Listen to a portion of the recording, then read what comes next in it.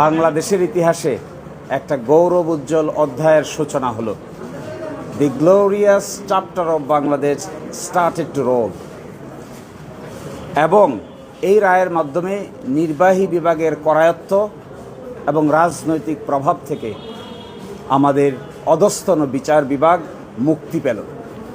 একই সাথে আমাদের বিচার বিভাগের অধস্তন অফিসাররা তারা তাদের আত্মমর্যাদা এবং সম্মান ফিরে পেল, যা ইংরেজিতে বলে self Prestige and dignity restored হলো।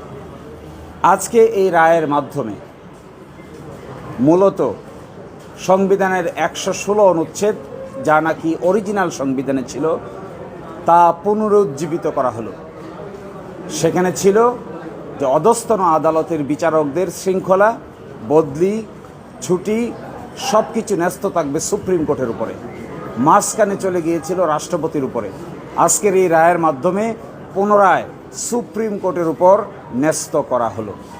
একই সাথে 2017 সালে সাবঅর্ডিনেট বিচার বিভাগীয় অফিসারদের জন্য যে ডিসিপ্লিনারি রুলস করা হয়েছিল, এই রুলস অসাংবিধানিক ঘোষণা করা হয়েছে এবং আগামী 3 মাসের মধ্যে সেপারেট জুডিশিয়াল সেক্রেটারিয়েট গঠন করার জন্য নির্দেশ দেওয়া হয়েছে। রায় প্রাপ্তির দিন থেকে 3 মাসের মধ্যে আলাদা বিচার বিভাগীয় সচিবালয় প্রতিষ্ঠার নির্দেশনা দেওয়া হয়েছে এবং এটি একটি সার্টিফিকেট দিয়েছেন হাইকোর্ট যে এটি খুবই সাংবিধানিকভাবে অত্যন্ত গুরুত্বপূর্ণ বিষয়। এই জন্য এটি সরাসরি আপিল যেন হয়, সেই জন্য সার্টিফিকেট ইস্যু করেছেন।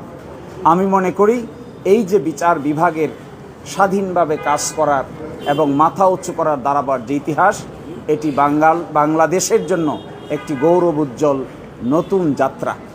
এই যাত্রায় যদি বাংলাদেশ মাথা তুলে দাঁড়াতে পারে, তাহলে আমাদের বিবেচনায় এই ভারতীয় সাবকন্টিনেন্টে ভারতের বিচার ব্যবস্থাকে আমরা এখনও সম্মানের দৃষ্টিতে দেখি।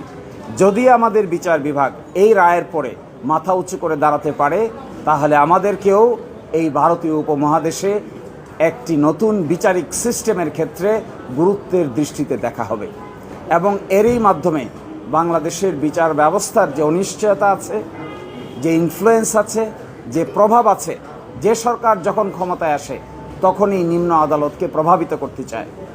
দিনের বেলা কোর্ট বসায়, রাতের বেলা কোর্ট বসায়, রাতের গভীরে কোর্ট বসায়, যাকে ইচ্ছে তাকে নির্বাচনে অনুপযুক্ত করার জন্য রায় দরকার, কাকে বেল দিবে কাকে বেল দিবে না, কে পছন্দের কে অপছন্দের, এই সকল দুষ্ট চক্র